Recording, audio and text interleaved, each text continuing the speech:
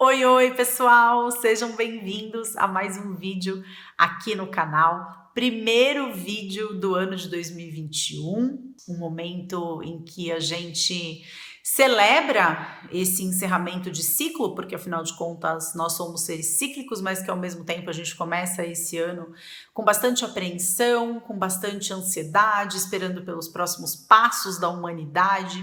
E eu sinto que a palavra inspiração, ela tem sido algo que tem conversado bastante comigo e com a minha alma ao longo dos últimos tempos. E eu senti de trazer algo diferente aqui nesse primeiro vídeo de 2021, buscar uma palavra, um incentivo, uma motivação, uma inspiração diferente para a gente colocar nesse novo ciclo. E hoje, para fazer isso, a gente vai usar uma das minhas ferramentas de autoconhecimento preferidas, que é o Tarô Zen de Osho. Ele vem numa caixinha como essa, talvez não com essa aparência, porque esse tarô ele já é bem antigo. Ele tem 79 cartas, o deck completo, e ele vem acompanhado de um livrinho que traz explicações sobre as cartas.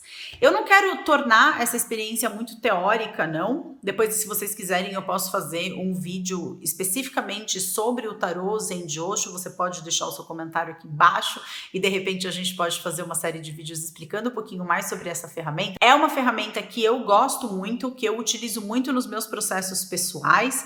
E o que é importante de você saber nesse momento é que o tarô, por mais que tenha essa expressão, tarô tem essa palavra, o tarô Zen de Osho, ele não vai falar sobre o futuro, ele fala sobre processos que estão acontecendo dentro da gente agora. E o Osho, no desenvolvimento desse tarô, ele também se pegou muito na questão dos arquétipos, ou seja, ele traz questões que estariam no inconsciente coletivo de todos nós. Então eu me sinto bastante confortável de trazer essa ferramenta para cá, para fazer dessa forma mais descompromissada, porque eu acredito que qualquer palavra, qualquer carta que eu escolha desse deck, ela vai fazer sentido tanto na minha jornada quanto na jornada de cada um de vocês. Nessa tiragem de cartas, eu vou usar apenas as cartas que representam os arcanos maiores. O que são arcanos maiores, o que são arcanos menores? Resumidamente, os arcanos maiores, que são essas cartas aqui menos numerosas, elas trazem questões que de alguma forma se relacionam com o nosso karma, que de alguma forma se relacionam com aquilo que a gente veio trabalhar nessa vida, neste momento.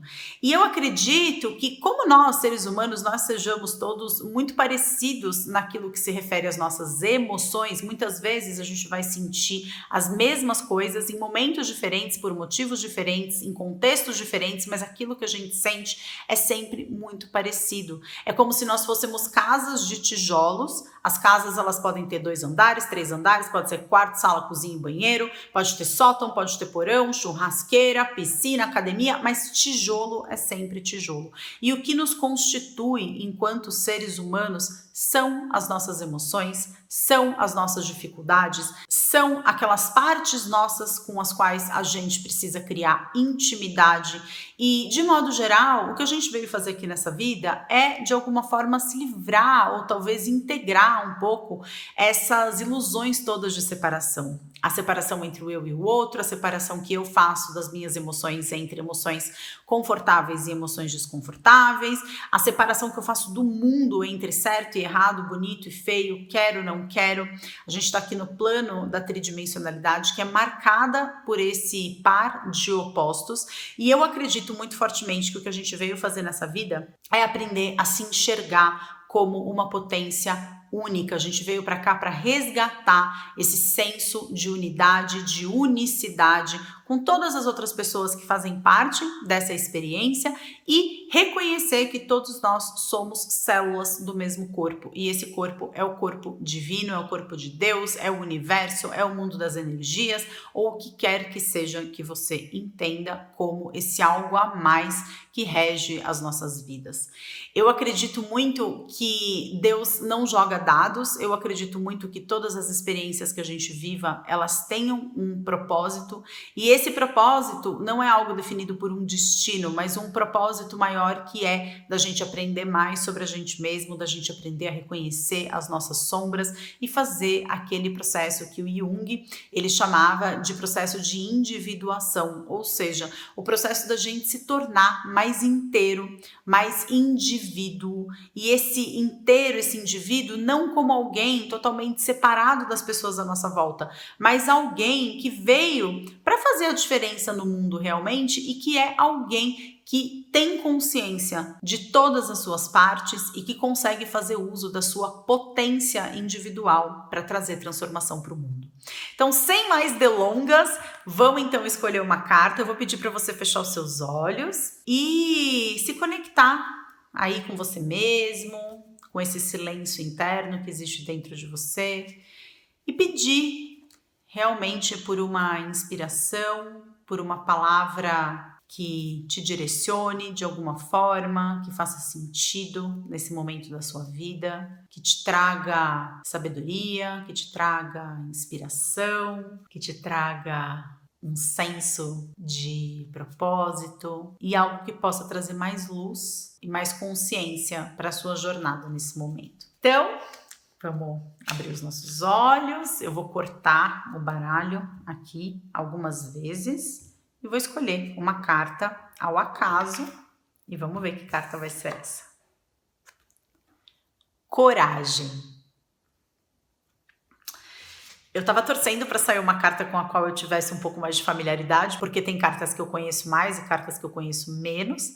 E saiu uma que eu conheço bastante, então estou bem feliz de ter saído essa carta e para mim, nesse momento da minha vida, tem um significado muito especial. Então, antes de começar a ler o que está aqui no livrinho, eu quero que você preste atenção nessa carta.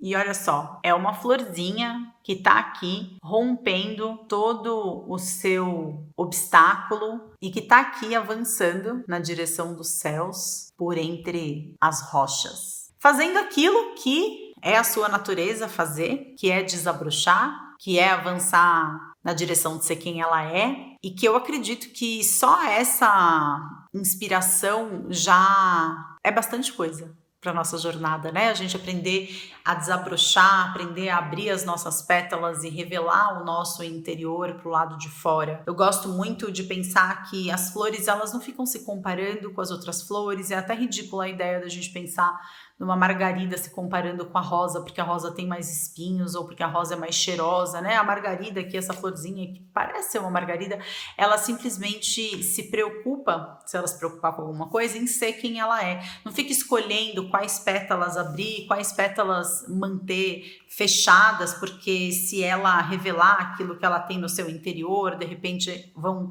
exercer algum tipo de julgamento ou algum tipo de juízo de valor sobre ela, né? Então eu acho que essa carta, ela já tem um significado bem profundo em relação à autoaceitação. E aí eu vou ler, tá meio despedaçado o meu livrinho por excesso de uso, eu vou ler então aqui o que tá dizendo e aí a gente reflete um pouquinho mais juntos, tá? Então essa carta diz assim: coragem. A semente não pode saber o que vai lhe acontecer. A semente jamais conheceu a flor.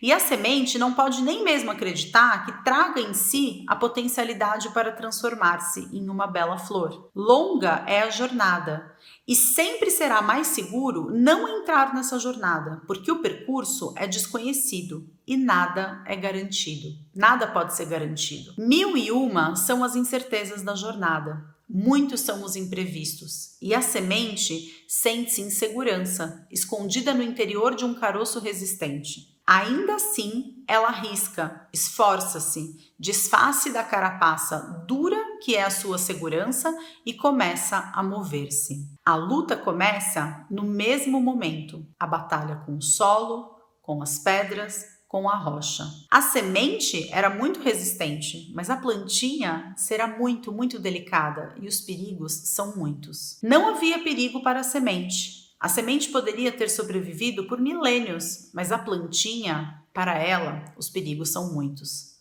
O brotinho lança-se, porém, ao desconhecido, em direção ao sol, em direção à fonte de luz, sem saber para onde, sem saber por quê. Enorme é a cruz a ser carregada, mas a semente está tomada por um sonho e segue em frente.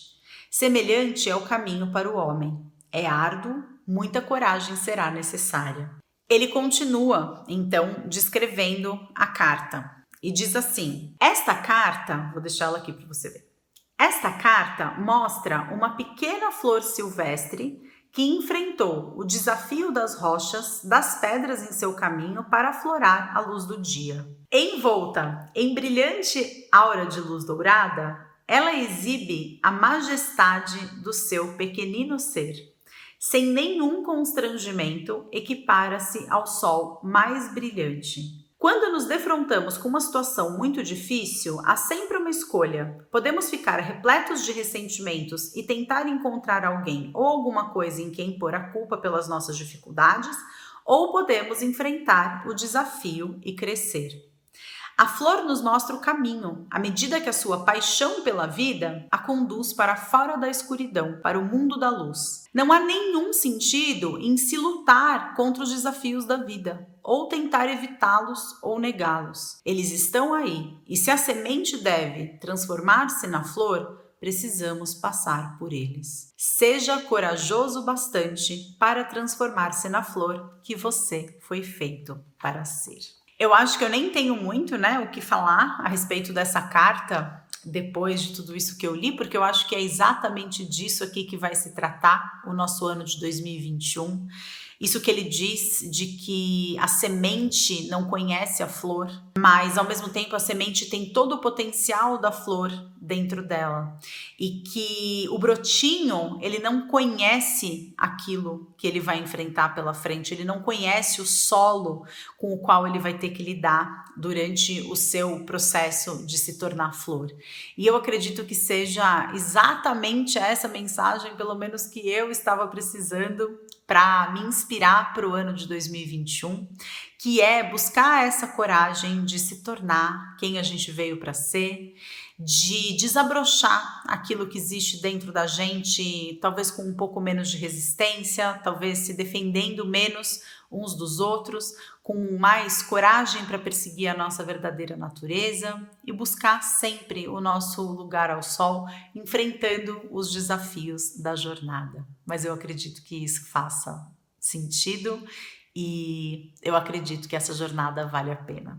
Então, espero que essa carta tenha sido uma inspiração positiva para você no dia de hoje.